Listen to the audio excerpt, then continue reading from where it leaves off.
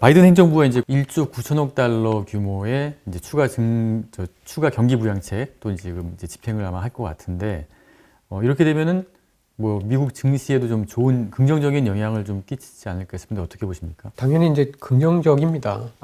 없는 것보다는 당연히 있는 게 나은 거죠. 왜냐하면 지금 아직 미국은 뭐 하루당 뭐 23만 명씩 코로나19 확진자 수가 늘어나고 있다 보니까 예. 사실은 뭐 악재는 아닙니다. 분명히 악재는 아닌데 이게 최근에 그 미국의 언론조사 결과를 보면은 지난 3월 달에 있었던 1차 재난지원금 그리고 그동안에 받았던 실업급여에 예. 한 40-40%를 미국 가계가 사실은 안 씁니다. 저축을 해놓다는 거죠. 네. 예. 이제 불안하니까요. 예. 코로나19가 계속되고 있고 활동이 자유롭지가 못하다 보니까 예. 안 쓰는 겁니다.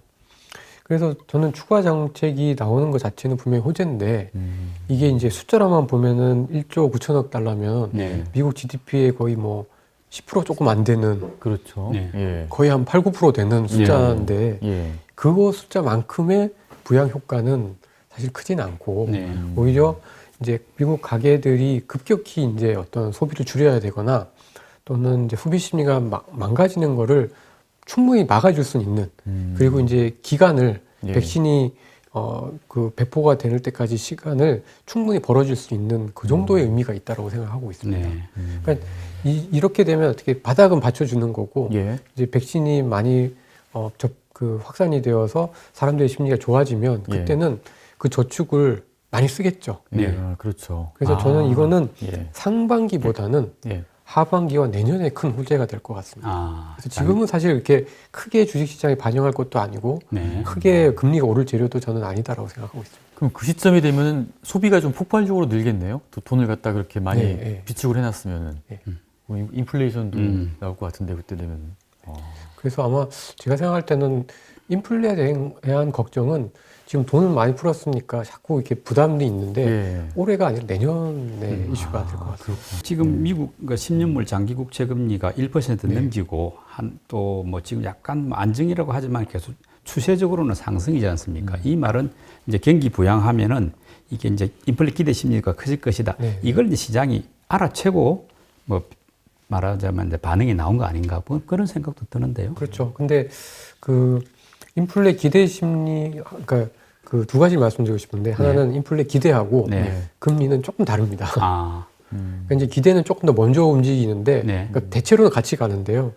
이번에는 조금 먼저 가는 듯한 느낌이 좀 있고 그래서 이제 금리가 따라 움직입니다. 근데 예. 결국은 인플레가 나오느냐 네. 그 문제인데 저는 인플레는 결국은 성장과 인건비의 함수라고 생각하는데요. 지금 인건비가 올라갈 수 있는 상황은 아닌 거죠. 그렇죠. 네. 예.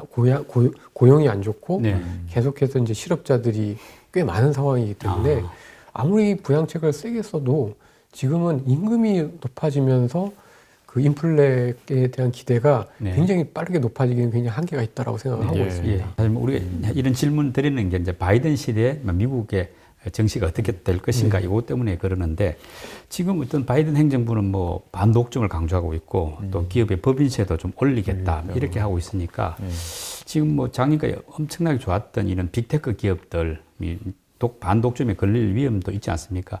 이런 기업들의 그 주도주들이 좀 제동이 그럴 가능성은 없을까? 이게 좀 궁금하거든요. 그러니까 이제 계속 그 규제에 대한 이슈가 굉장히 크다 보니까 네. 분명히 좀 그 제동 요인은 되는 것 같습니다. 근데 저는 규제보다는 그 인터넷 업체들 중에 소위 이제 뭐 구글이나 페이스북 같은 기업들은 이미 비즈니스 모델상 약간 한계에 부딪힌 것 같아요. 그러니까 어떤 산업이든 예. 이렇게 초창기에 성장하는 시기가 있고 네. 그 다음에 이제 성숙기가 있지 않습니까? 네. 근데 지금 온라인 광고 시장은 그동안의 광고를 다 온라인으로 돌리면서 엄청 좋았었는데 예. 지금 구글이 그 서치 엔진에서 차지하고 있는 마켓 쉐어가 거의 80% 이상 페이스북이 광고 시장에서 차지하고 있는 비중이 거의 70-80% 이상 그러니까 이미 이제 많이 이제 됐기 때문에 예. 지금부터는 사실 이제 뭐 경기에 따라서 이제 움직이게 되는 상황입니다. 그러니까 약간 성숙기를 조금 지난 거죠. 예. 그래서 이제 지금은 꼭 법인세 인상, 그다음에 그다음에 반독점 이런 것들보다도 이 빅테크 기업들 내에서 약간 혼재되는 것 같아요. 그러니까 이커머스처럼 아직까지도 추가적으로 이렇게 더 확장할 수 있는 기업들과 이제는 규제도 플러스 약간 시장 확장에 있어서 이제 좀 닫히는 산업들이 바뀌는 것 같은데 예. 그런 면에서 보면은 저는 뭐 인터넷 중에서도 광고만 하는 기업들은 좀 힘들고 네. 반대로 이커머스처럼 저희 미국 같은 경우에 되게 재밌는 게 아마존도 주가가 올랐지만 쇼피파이라고 네. 온라인 상거래하는 업체도 주가가 엄청 더 올랐거든요. 아. 그러니까 이커머스는 괜찮다는 거죠. 네. 예. 그리고 뭐 전자결제 같은 시장들은 여전히 저는 굉장히 좀 유효하다라고 생각을 하고 있어서 이제는 이런 규제가 나왔을 때 뭐 당연히 규제가 나오면 성장을 못하는 건 맞지만 그 규제 자체가 주는 영향보다는 그 산업에서 일정 부분 성장의 한계가 있는 업체와 네. 그렇지 않은 업체 간의 격차가 많이 벌어질 거다. 저는 그렇게 좀 보고 있습니다. 뭐 그런 상황이라면 이제 뭐 테슬라라든지 이런 그 좀 미래 기술이 이제 반영될 기업들은 뭐 앞으로도 더 나갈 수 있는, 더 상승할 수 있는 여지가 있다. 뭐 이렇게 봐도 되겠습니까? 지금도 사실 뭐 주식이 오르내리락 하면서 굉장히 급하게는 가는 추세더라고요. 그러니까 이게 전기차나 테슬라 같은 게 저는 이제 그 2007년에 이제 애플을 연상을 시키는 것 같아요. 네. 그 2007년에 그 아이폰 이제 3가 나오면서 처음으로 스마트폰이 나오고 예. 그다음에 애플 주가가 뭐 지금까지 어마어마하게 예. 올랐지 않습니까? 네. 이제 그거가 이제 테슬라가 이제 그 자동차 업계의 애플이 될 수 있다. 이제 이런 컨셉인 건데, 예. 그러니까 그 금융위기 터지고 2007년, 8년부터 지난 10년 동안은 많은 혁신의 상당 부분이 스마트폰을 통해서 많이 나타났지 않습니까? 그렇죠. 스마트폰 자체가 일종의 플랫폼이었으니까. 근데 이제 앞으로 다음 10년은 예.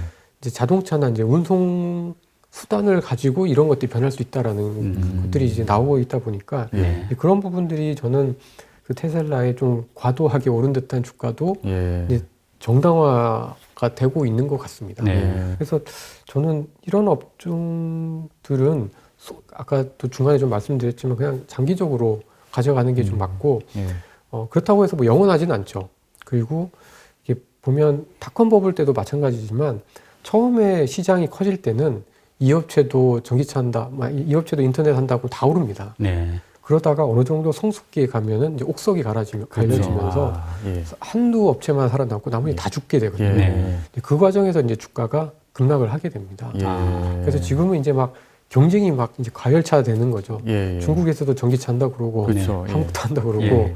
미국에서도 그렇고 이런 그리고 이제 기존의 자동차 업체들도 이제 막 전기차, 자율주행차 다 한다고 하니까 예. 지금은 이제 이러다가 경쟁이 정말 치열해지면서 서로 간에 마진에 있어서 이제 좀 피튀기면서 네. 이제 이익이 조금 안 좋아질 때 아. 그때까지는 아직은 좀 굉장히 유효하다라고 생각합니다. 그때를 잘 봐야겠는데요. 옥석이 가릴 때를 잘 봐야겠는데. 예. 중국 경제는 뭐 작년에도 플러스 성장을 했고 올해도 굉장히 경제 성장률 자체가 좋을 거라고 예상이 되는데 그렇다 보니까 이제 상대적으로 덜 올랐던 중국 증시가 올해 좀 주목을 받게 되는 것 같아요.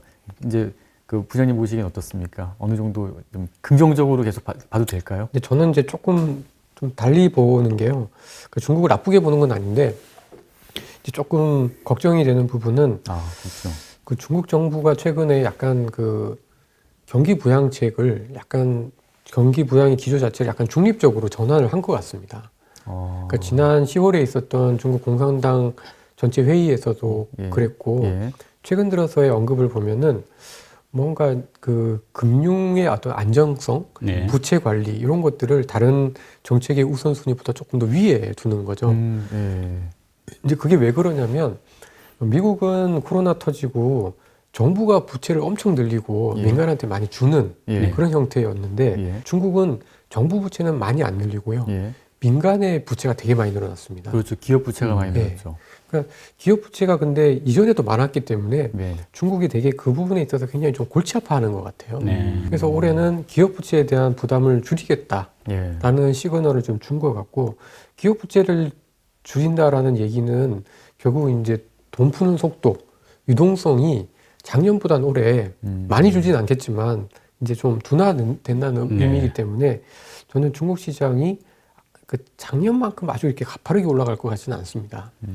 그리고 이제 그 알리바바에 대해서 계속 네. 지금 뭐 미국 정부도 뭐 약간 블랙리스트 예. 걸고 있고 중국 내부에서도 그 마윈에 대한 여러 가지 예. 논란들이 있다 예. 보니까 예. 조금 이제 노이즈가 좀 있는 상황인데 오히려 그런 상황에서는 저는 중국은 중소형 테크주들은 되게 좋을 것 같아요. 네. 아, 예. 그래서 약간 좀 중국 같은 경우는 막 그 너무 대형주보다는 정말 약간 중장기적으로 성장성이 있는 이 아주 대형주이기 때문에 정말 중국 정부의 당장 규제가 있을 수 있는 업체들보다는 조금 그렇지 않은 업종으로 약간 조금 세분화해서 들어갈 필요가 있지 않을까 싶습니다. 근데 중소형 테크주 같은 경우는 잘못 투자했다가 상장 폐지되고 그럴 수가 있잖아요. 그런 위험성인데 어떻게 좀 구별할 수가 있을까요? 아니면 아예 ETF로 예, 예, 해서 이렇게 예. 들어가나 뭐 그런 방법도 예. 있을 텐데. 예, 그게 훨씬 더 저는 좋을 것 같고요. 그러니까 중소형 기술주를 모은 ETF 이걸 주목하라 이런 뜻입니까? 예. 그러니까 지금 보면 뭐 저희 시장에서도 예. 그러니까 중국과 관련되어 있는 ETF들이 굉장히 좀 많은 네. 상황인데요. 뭐 하이테크라고 일컫는 업체들을 보면은 큰 업체들도 있고 적은 없지만 성장하고 있는 업체들도 같이 갖고 있습니다. 네. 그래서 그런 ETF가 사실 지금은 그러니까 개별 업체별로 이렇게 투자를 하는 것보다 좀 더 좋지 않을까라고 네. 생각을 합니다. 예. 중국은 지금 보면 이제 내순환을 강조한다 하면서 이제 그 자체적인 소비재를 소비 시장을 키워가지고 경제를 이제 좀 키워보겠다 뭐 이런 전략을 쓰고 있다 보니까 예.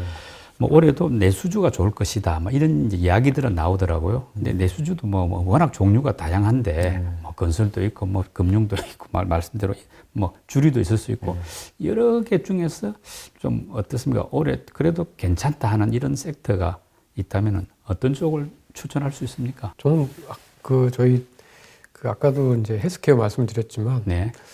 그 중국의 헬스케어 섹터는 되게 좀 물론 업체별로 변동성 굉장히 좀 크고 네. 개별 업체별로 차이는 굉장히 좀 크지만 되게 좀 좋게 봅니다. 아, 이게 중국이 인구도 많을 뿐더러 고령화가 굉장히 빨리 진행이 되기 때문에 맞습니다. 예. 아마 그쪽으로 그 연구 개발 인력이나 기업들이 굉장히 많이 투자가 될 가능성도 굉장히 좀 높고요. 네. 중국 정부도 그런 것과 관련해서 투자를 많이 늘리려고 하고 있기 때문에 네. 중국의 헬스케어 섹터는 좀 좋게 보고 있고 그리고 뭐 그냥 마음 편히 하시려면 필수 소비재 섹터도 네. 괜찮을 것 같습니다. 그냥 음식료 네. 섹터도 꾸준할 것 같아요. 음. 그리고 이건 뭐 조금 뜬금없는 얘기일 수도 있는데 그 우주 항공 섹터도 괜찮을 것 같습니다. 아, 이건 엄밀하게 얘기하면 아주 내수 소비 섹터는 아닌데 예. 이제 미중 간에 어쨌든 싸움이 끝나지 않을 거고 네. 미국 대비해서 중국이 가장 열악한 부분이 어떻게 보면 군사 기술. 예, 군사 기술이라고 하면은 저는 뭐 이쪽은 그거와 관련 중국의 어떤 우주 항공과 관련된 뭐 그 기업이나 ETF 그쪽은 아마 한 5년, 10년 생각하면은 굉장히 좀 좋지 않을까 생각을 하고 있습니다. 그래서 국가적으로 지원이 들어갈 네, 거다. 네. 그렇게 그런 섹터들이 좀 되게 좀 재미있을 것 같습니다. 앞으로. 네. 최근에 벌어지고 있는 변동성 장세에 대해서 저희 허재환 부장님이 상세히 이제 설명을 해주셨는데요. 너무 조급해하지 마시고 그런 포트폴리오라든가 이런 거를 잘 조절하시기 바랍니다. 오늘 굉장히 쉽고 핵심을 잘 설명해 주셨는데 오늘 허재환 부장님 감사드립니다. 수고하셨습니다. 네.